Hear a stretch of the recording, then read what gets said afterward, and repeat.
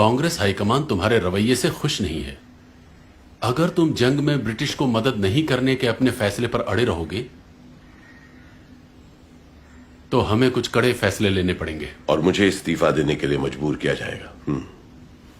सुनो जवाहर, चाहे जो भी हो जाए, मैं कभी उस साम्राज्य का समर्थन नहीं करूंगा जिसने 200 साल तक हम पर बेरहमी से राज किया, और मैं कभी भी फिरंगियों के लिए भारतीय सैनिकों के बलिदान का समर्थन नहीं करूंगा। अगर उन्हें लड़ना है तो उन्हें भारत के लिए लड़ना होगा, मातृभूमि के लिए। सैनिकों के जरिए हिंसा करना, भले वो आत्मरक्षा के लिए हो, किसी समस्या का हल नहीं है सुभाष। अहिंसा का मार्ग जो हमें बापू ने दिखाया है, हमें उसी पर चलना होगा। आजादी कोई भीख नहीं, यह हमारा अधिकार है, और अधिकार मांग कर नहीं, छीन कर लिया जाता है। तुम्हारी सोच एकदम गलत है सुभाष। हिंसा से कभी कुछ हासिल नहीं होता। भारत की आजादी का एकमात्र उपाय है अहिंसा, मेरा ये मानना है।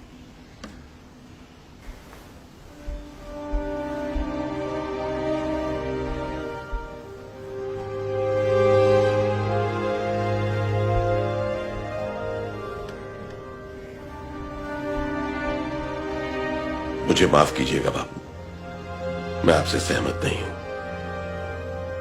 आप लोग अपने तरीके से आजादी के लिए लड़िए, मैं अपने हिसाब से लड़ता हूं। मुझे आशीर्वाद दीजिए कि मैं आजादी छीन कर आजाद हिंदुस्तान में वापस आ सकूं।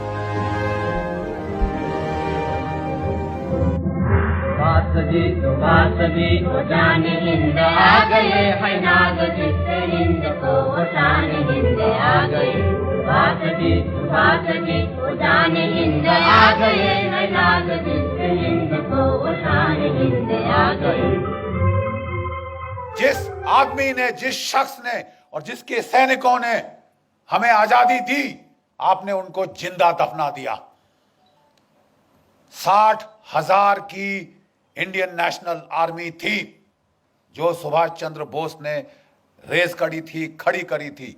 3 डिविजन्स थी इसके अंदर, और इनमें से 60,000 में से 26,000, जरा आंकड़ों पे ध्यान दीजिए, 60,000 में से 26,000 शहादत और कुर्बानी उनको मिली, प्राप्त हुई। वो लड़ते लड़ते मरे ताकि आप और मैं आजाद हो। 26,000 की कुर्बानी, और आप कह रहे हैं दे दी हमें आजादी, बिना खड़क बिना ढाल। तुम्हारा मैं मुंह तोड़ दूं। सुभाष जाने हिंद है, सुभाष शान हिंद है, सुभाष मान हिंद है, सुभाष मान हिंद है। सुभाष जी वो जाने हिंद आ गए है नाग जिससे हिंद को शान हिंद आ गए। हमें अपना खून बहाना है, हमें कुर्बानी उठाना है। कोई बात नहीं है, हम जिंदा रहेंगे या तो मरेंगे, कोई बात नहीं है। सही बात यह है, अहम बात यह है, आखिर में हमारी कामयाबी होगी, हिंदुस्तान आजाद होगा। हमारे अतीत में छुपा हुआ एक बहुत बड़ा धोखा है। ब्रिटेन ने भारत को आजादी दी, इसकी बड़ी वजह थी आजाद हिंद फौज के सैनिकों के बलिदान से पैदा हुई राष्ट्रवाद की भावना। वर्ष 1945 से वर्ष 1991 के बीच क्लेमेंट एटली ब्रिटेन के प्रधानमंत्री थे।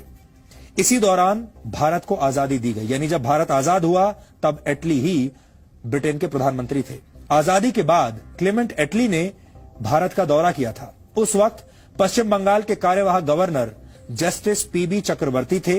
वो कलकत्ता हाईकोर्ट के चीफ जस्टिस थे।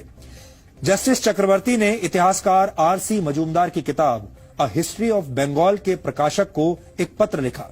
इस पत्र में उन्होंने लिखा कि जब मैं गवर्नर था तब भारत को सत्ता सौंपने वाले ब्रिटेन के पूर्व प्रधानमंत्री एटली ने कोलकाता के राजभवन में 2 दिन बिताए थे। उस समय मैंने आजादी के वास्तविक कारणों के बारे में उनके साथ लंबी चर्चा की। एटली के लिए मेरा सीधा सवाल यह था कि महात्मा गांधी का भारत छोड़ो आंदोलन कुछ समय पहले ही खत्म हो गया था और 1947 में ऐसी कोई परिस्थिति नहीं थी कि ब्रिटेन को जल्दबाजी में भारत छोड़ना पड़े। इसके जवाब में एटली ने पीबी चक्रवर्ती को कई कारण बताए भारत छोड़ने के। एटली ने कहा कि नेताजी सुभाष चंद्र बोस की सैन्य गतिविधियों की वजह से भारत की सेना और नौसेना के सैनिकों की वफादारी ब्रिटिश क्राउन यानी ब्रिटिश राज के प्रति कम हो रही थी। इस चर्चा के अंत में पीबी चक्रवर्ती ने एटली से यह पूछा कि भारत छोड़ने के फैसले पर महात्मा गांधी का कितना असर था।